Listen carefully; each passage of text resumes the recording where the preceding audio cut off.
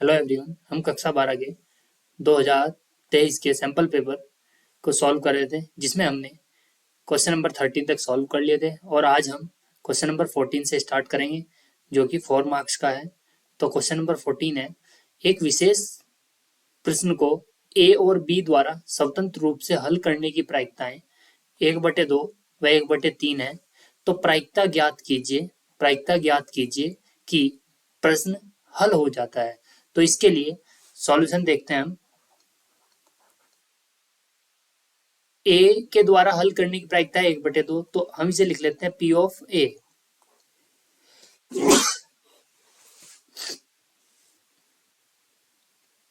Equal to 1/2 और P B जो given है हमें वो है 1/3 और कह रहा है कि प्रायिकता ज्ञात कीजिए कि प्रश्न हल हो जाता है। तो प्रश्न को हल होने की प्रायिकता,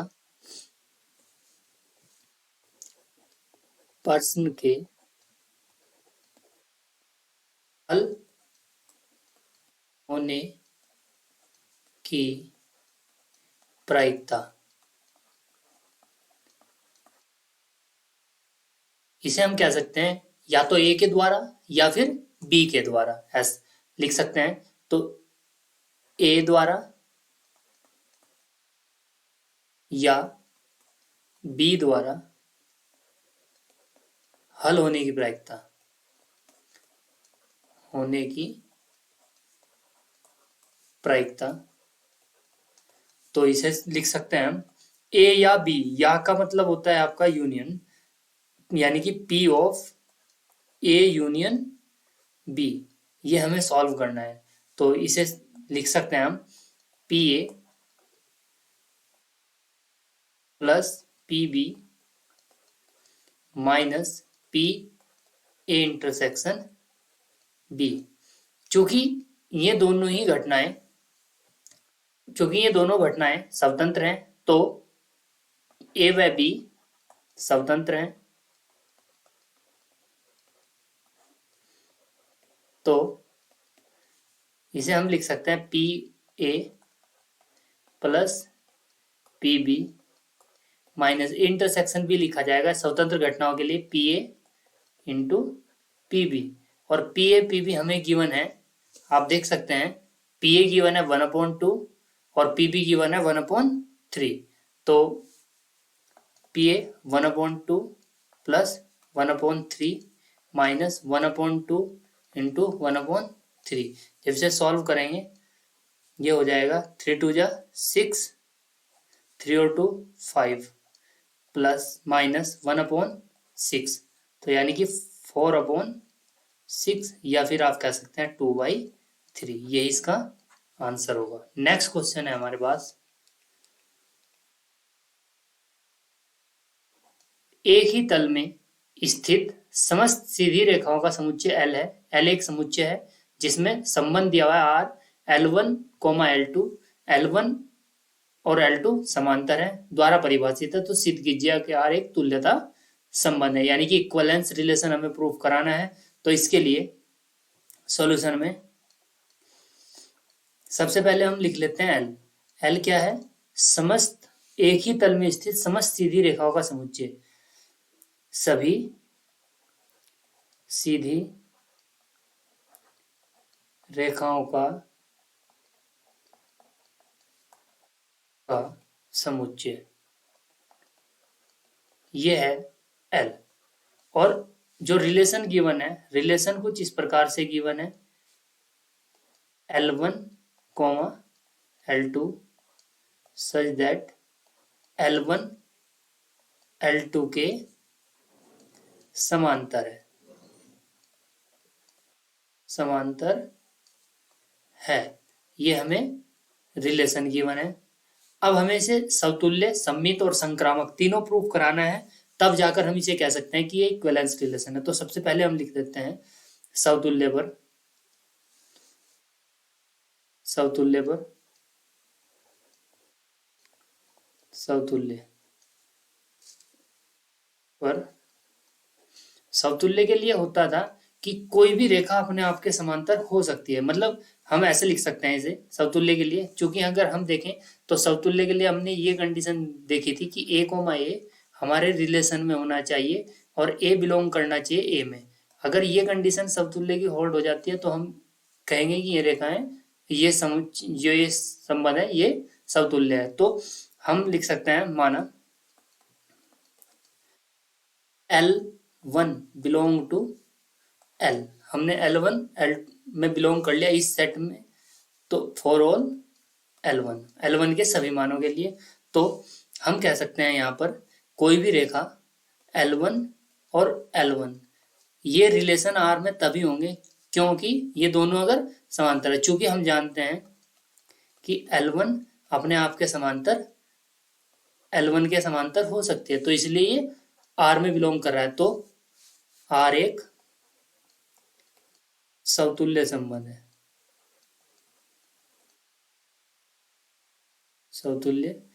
ये समतुल्य है संबंध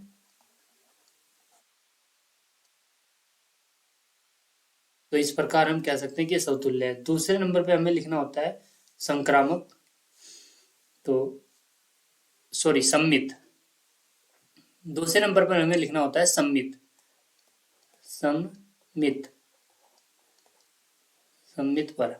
सम्मित संबंध पर या सम्मित पर। तो इसके लिए हम ऐसा करते थे कि जो हमें गिवन सेट है L1 और L2 उससे दो रेखाएं हमने मान ली L से फॉर ऑल यदि L1, L2 बिलोंग करता है R में और यदि L2, L1 भी R में बिलोंग हुआ तो सम्मित होगा। तो इसके लिए हम लिख सकते हैं L1, L2 R में है तो इसका मतलब ये होगा L1 समांतर है L2 के, और इसे लिख सकते हैं हम कि L2 समांतर L1। तो इसका मतलब ये हुआ अगर L2 L1 के समांतर है या L1 L2 के समांतर है, तो चूंकि L1 L2 R में था, L1 समांतर था L2, और अगर L1 L2 के समांतर है तो यह हम ये कह सकते हैं L2 L1 के भी समांतर होगा। तो इसके बाद हम लिख सकते हैं कि L2, L1 belong to R। तो इस प्रकार ये हमारा सम्मित का हो जाता है। तो आता है R एक सममित संबंध है, सम्मित संबंध है। अब तीसरे नंबर पे हमारा होता है संक्रामक।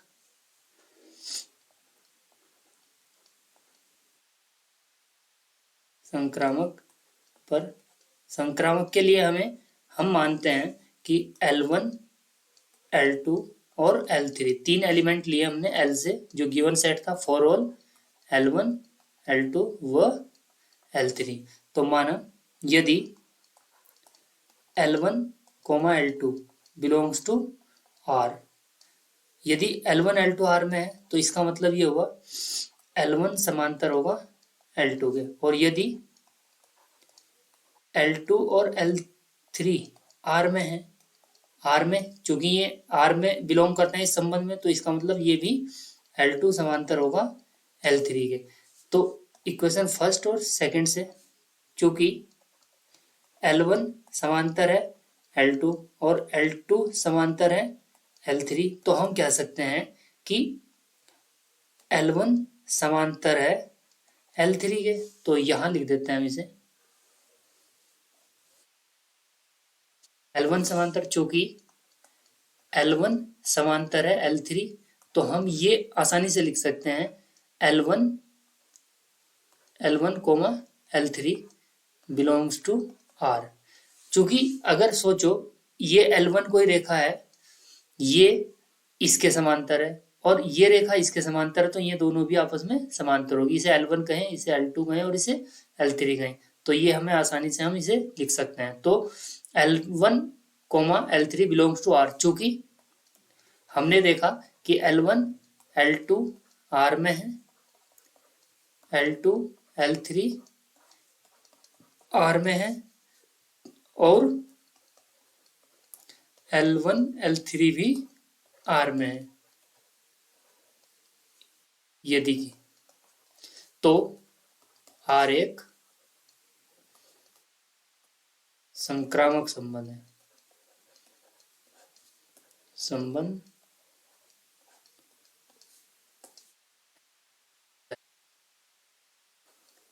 आर एक तुल्यता संबंध है।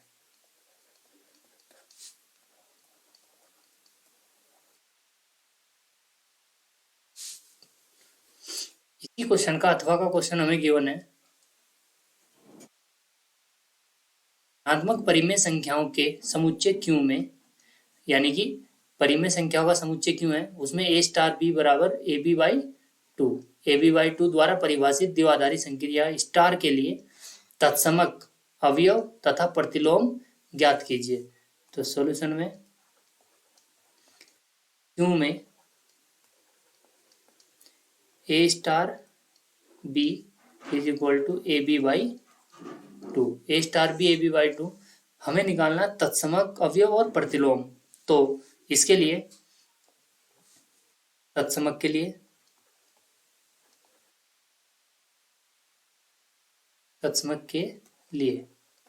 अगर हमें तत्समक निकालना है तो तत्समक की परिभाषा हम जानते हैं कि माना क्यू में ई एक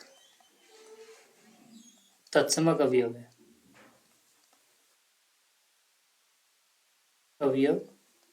हमने तत्समक मान लिया। अगर तत्समक अवयव है तो ए स्टार ई और ई स्टार ए बराबर क्या आएगा, ए आएगा। तो ए स्टार ई के लिए ए ई बाई टू या ई ए बाई टू बराबर ए। यहाँ से सॉल्व करें किसी एक को लेकर, ई ए बाई टू बराबर ए, तो यहाँ पे लिख देते हैं इजगल टू आ जाएगा, ए से इजगल टू आएगा हमारे पास टू। तो ई जो तत्समक अवयव जो होगा इस स्टार के लिए दो होगा। दूसरा हमें निकालना था इसका प्रतिलोम। प्रतिलोम के लिए हम क्या कर सकते हैं, प्रतिलोम के लिए प्रतिलोम यानी कि दोनों का दो प्रतिलोम उस एलिमेंट को बोलते हैं जिनका हम कोई भी संक्रिया कराने पर वापस उसका इनवर्स हमें प्राप्त हो, या सॉरी उसका तत्समक हमें प्राप्त हो। तो तत्समक के लिए माना बी माना सी प्रतिलोम अवयव है तो यानी कि सी का ए के साथ star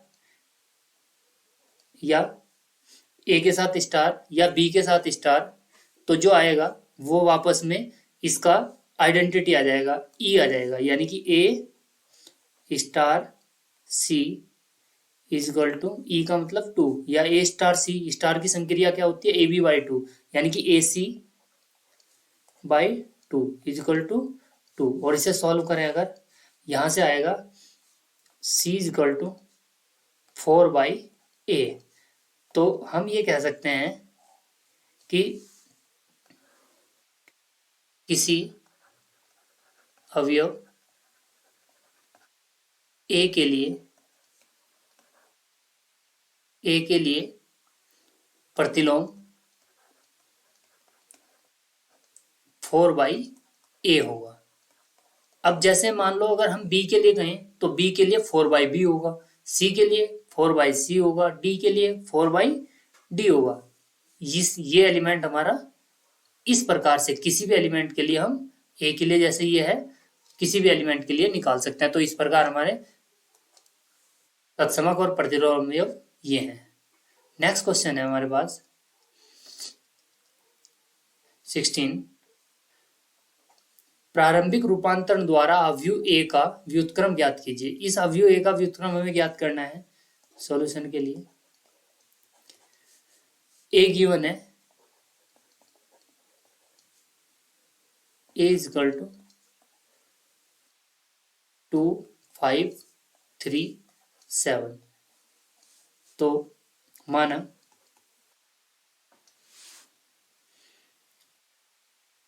I A is equal to ए, या फिर ए इज इक्वल टू ए आई, ये भी लिखना चाहें ए को आप इधर भी लिख सकते हैं, ए इज इक्वल टू आई ए को हम यहाँ पर लिखते हैं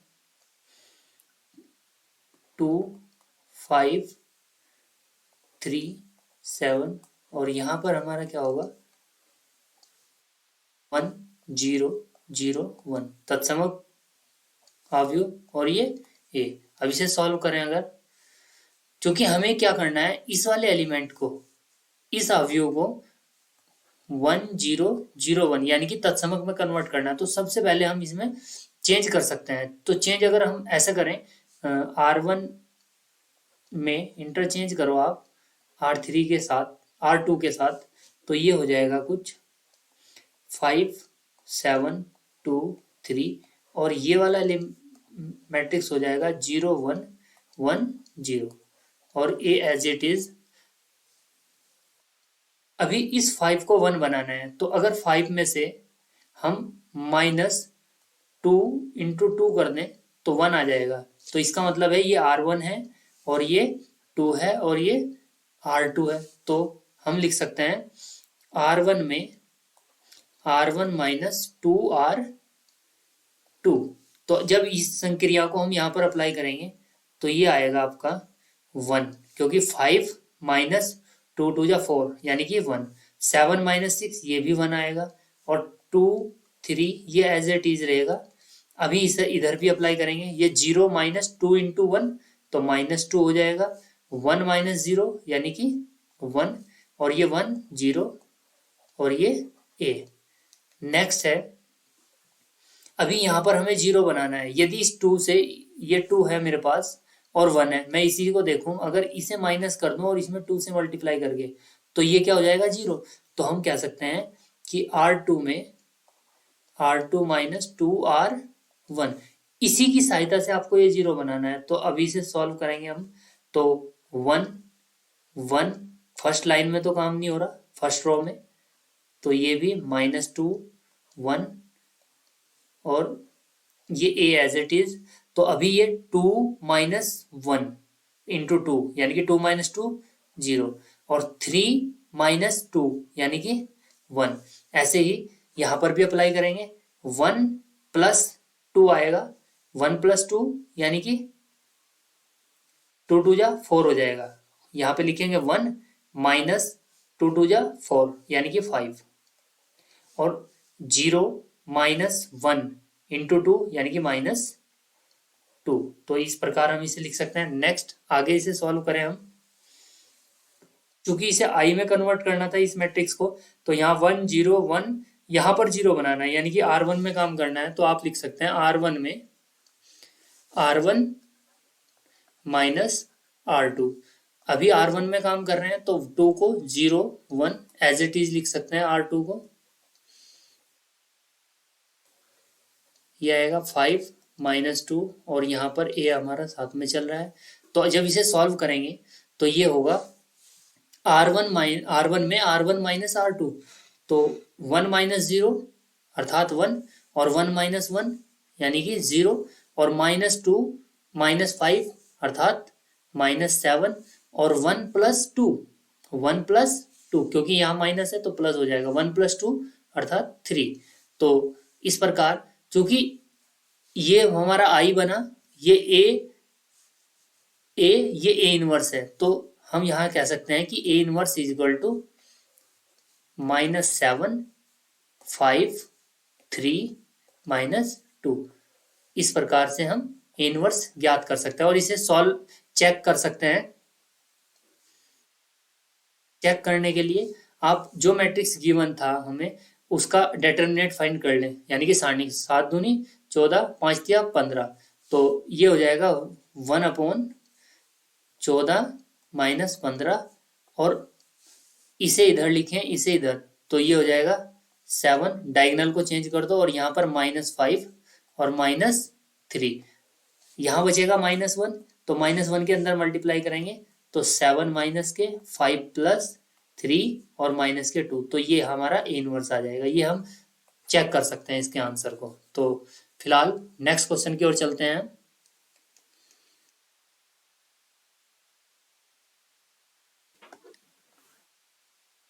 क्वेश्चन नंबर 17 है F X mod upon X यदि X not is equal to zero, यानी कि X not is equal to zero है और जीरो यदि एक्स इजकल टू जीरो तो सांत्यता की जांच कीजिए। तो गिवन फंक्शन हम लिख लेते हैं। पहले हमें गिवन दिया हुआ है फंक्शन, सॉल्यूशन में फंक्शन है हमारे पास F X is equal to X mod upon X if X not is equal to zero और zero if X is equal to zero. तो इसमें हमारे पास इस फंक्शन को हम कुछ इस प्रकार भी लिख सकते हैं एफ एक्स इजकल टू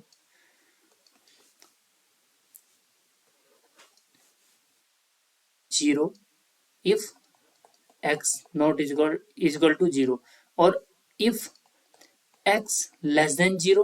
तो अगर लेस देन जीरो होगा तो ये हमारे पास नेगेटिव होगा। तो यह अर्थात इसे हम क्या लिख सकते हैं X not is equal to zero में यहाँ पर देखें X mod minus upon X अर्थात वन, वो भी नेगेटिव है। और इसी प्रकार और एक्स अगर जीरो से बड़ा है तो एक्स अपॉन एक्स लिखेंगे तो ये हो जाएगा वन। तो फाइनली हमारे पास जो फंक्शन बना वो फंक्शन बना एफ एक्स इजकल टू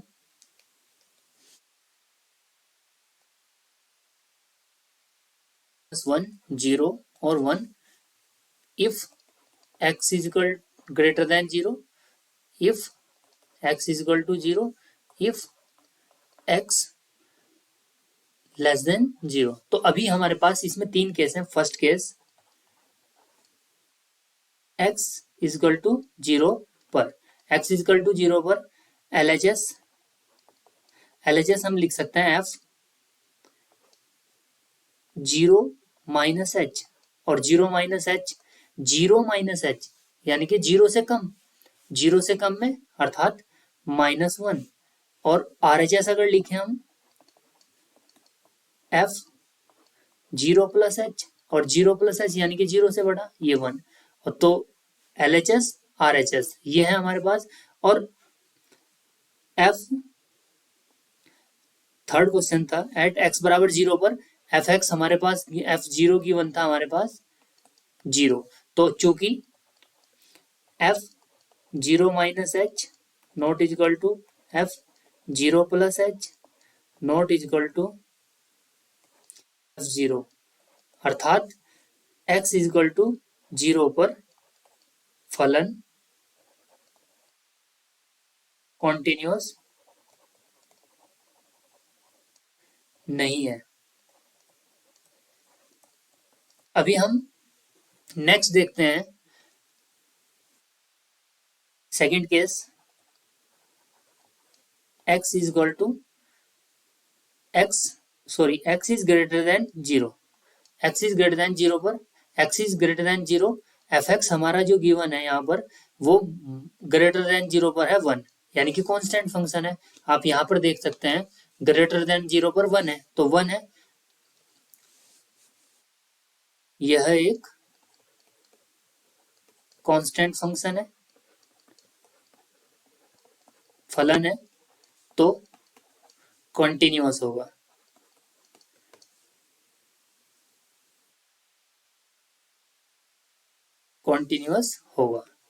यानी कि x is greater than zero पर कॉन्टिन्यूअस है। और थर्ड केस में हम देख लेते हैं x is less than zero, F x जो है यहाँ पर ये था हमारा माइनस वन, यह भी एक कांस्टेंट फंक्शन है तो कॉन्टिन्यूअस होगा। तो यहां हमारे एक्स तीनों केस हमने देख लिया। तो इसका मतलब हम कह सकते हैं कि आर माइनस यहां से हम जीरो हटा दें पर फलन सतत यानी कि कंटिन्यूअस सतत होगा। यानी कि हम कह सकते हैं कि जो अशांतता का बिंदु है वो केवल जीरो है। इस फंक्शन में आर यानी कि रियल नंबर पे सभी पर केवल जीरो ही अशांतता का बिंदु है। यहाँ पर लिख देते हैं केवल शून्य ही अशांतता का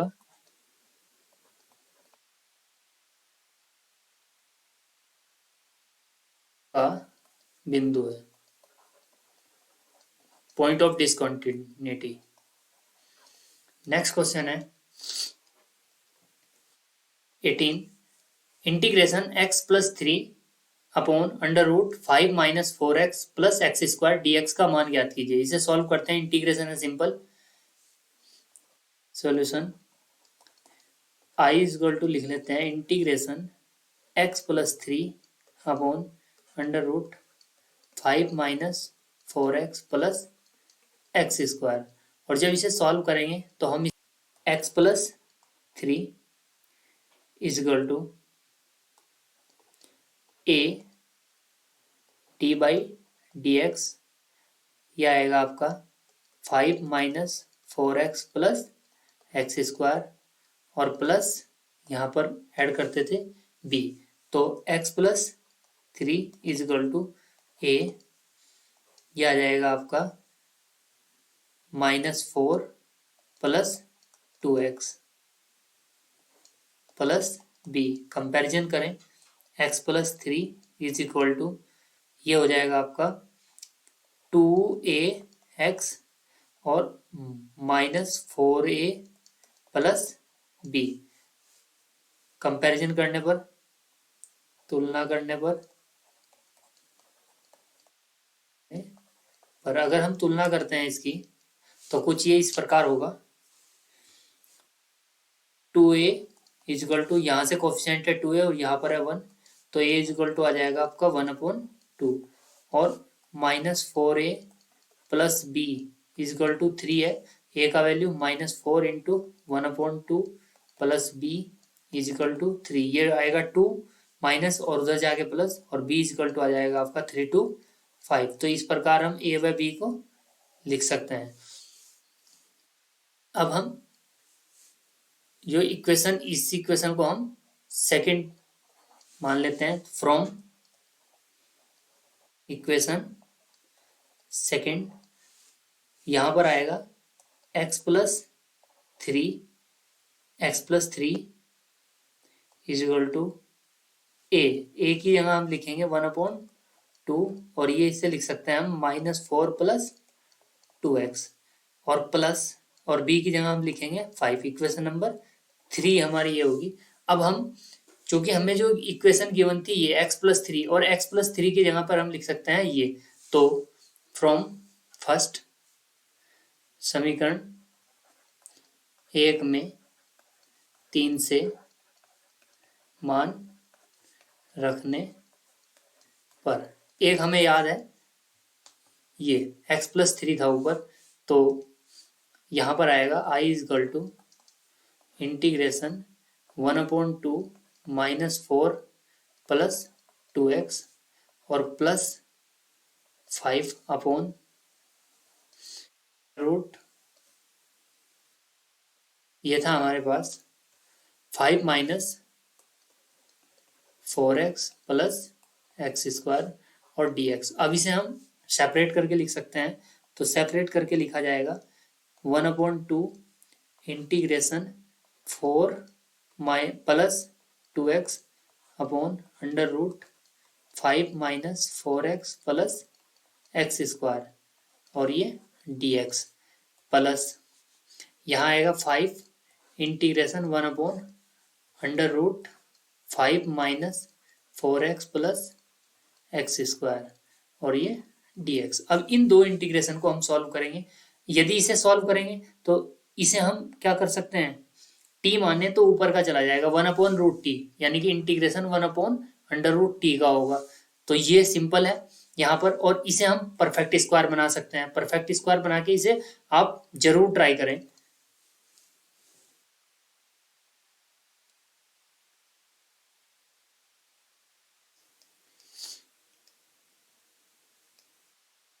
इसी का अथवा का क्वेश्चन है 0 to a under root X plus √a minus X dx।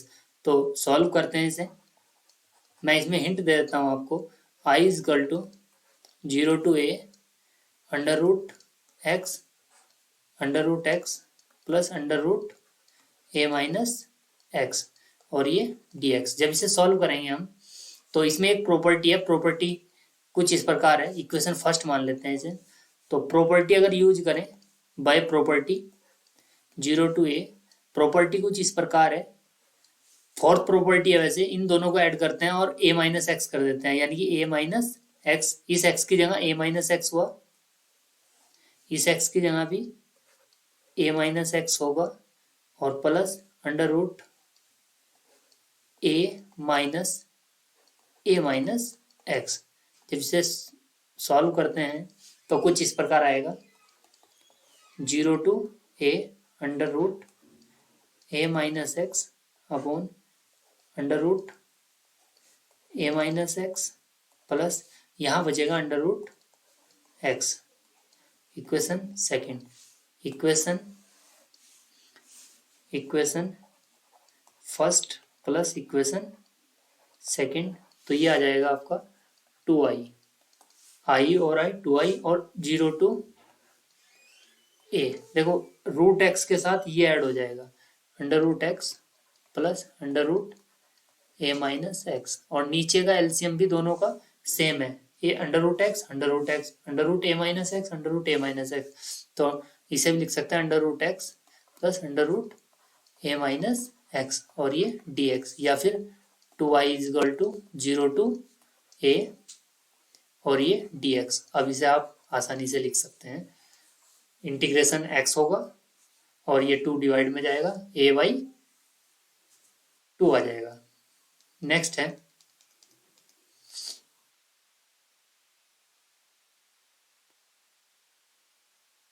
Question number 19 है, ए बी सी मात्रक सदिश हैं, इस प्रकार है कि A plus B plus C बराबर 0, A dot B dot C dot A का मान ज्ञात कीजिए। सॉल्यूशन, ए बी व सी मात्रक सदिश है,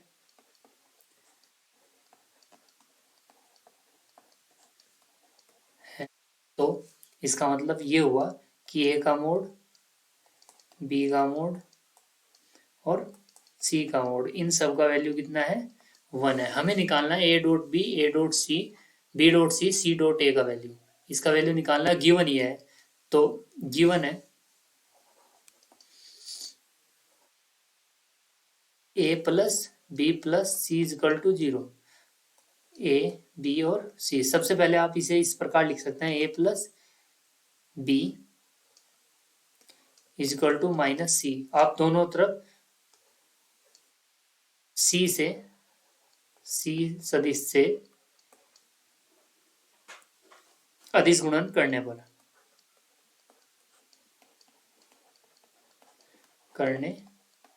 पर जब अदिश गुणन करेंगे तो ये आएगा A dot A plus A dot B is equal to, sorry ये हमें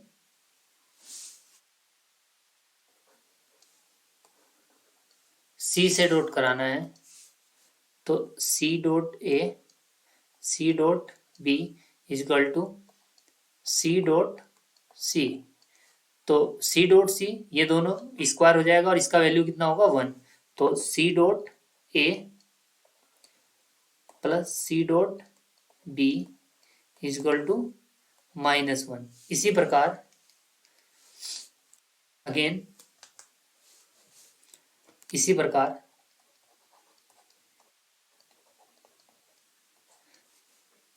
अगर हम जैसे सी डॉट ए आया सी डॉट बी आया, अगर बी को उधर लेके जाएं तो अब की बार बी से डॉट कराएंगे तो ये आ जाएगा B dot A B dot C is equal to -1 equation.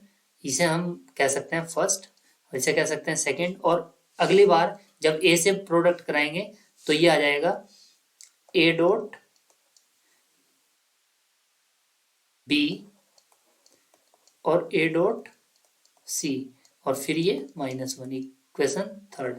समीकरण 1 2 3 को जोड़ने पर 1 प्लस समीकरण 2 प्लस समीकरण 3। और चूंकि हम जानते हैं कि जो सदिश गुणन होता है वो क्रमविधि में होता है, तो इसे हम देखो यहाँ पर C dot A dot C dot B, यहाँ बी डॉट सी है, तो क्रमविधि में तो होता ही है, तो इसीलिए इसे हम लिख सकते हैं 2 A dot B plus B dot C plus C dot A is equal to -3। यहां लिख सकते हैं क्योंकि अदिश गुणन कम्यूटेटिव होता है, यानी कि क्रमविधि में होता है, इसलिए लिखा है हमने ये बात। तो यहां से A dot B plus B dot C plus C dot A is equal to -3/2। तो इस प्रकार हम इसका वैल्यू फाइंड कर सकते हैं।